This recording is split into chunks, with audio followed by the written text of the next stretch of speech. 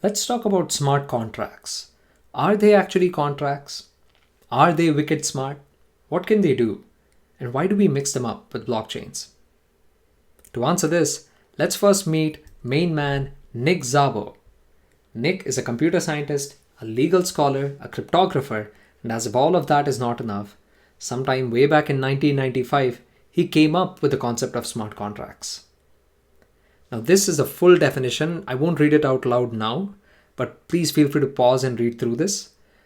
The key takeaway from this definition is that a smart contract is a program that executes an action when some conditions are met. Which brings us to one of life's existential questions. Is a vending machine a smart contract? After all, it is programmed to release a product only after it receives the right amount of money. Executing an action, in other words, when some conditions are met. In my opinion, the bunny below is right. Going by Nick Szabo's definition, any code with an if-then function does qualify as a smart contract. So think of smart contract as code, basically. But smart contracts and blockchains are often conflated, but they really are two different things that happen to get along very well. Smart contracts are really about automation. They are customizable code that can replace a manual task, and through that automation, they can help reduce costs and even reduce risks because you're not depending any longer on an intermediary like a travel agent or a bank. Smart contracts can reside on a blockchain or even a centralized database or no database at all. Just think of the vending machine. Smart contracts don't necessarily need blockchains.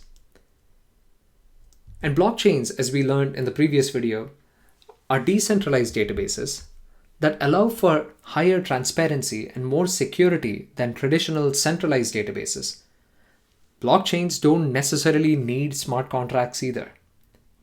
But when the two meet, it really is quite a friendship. A blockchain makes a smart contract more secure, while a smart contract can be used to build applications that drive a lot of activity on that blockchain. In other words, a smart contract makes a blockchain more valuable, much the same way that third-party applications on an iPhone make iOS and the App Store more valuable. Let's see some use cases of smart contracts being based on blockchain. Now, Ethereum is a leading blockchain platform that enables smart contracts. Visit their website and you'll see that there are apps across diverse categories, including gaming. Now, we'll cover Ethereum and the decentralized app or the dApp universe in future videos. You'll see several reports or hear people talk about how blockchain can transform large industries. Now here's a CB Insights report that says that, hey, any industry you can think of, blockchain can transform. But when you see something like this, ask yourself how much of this transformation or potential is because of blockchain and how much is because of smart contracts.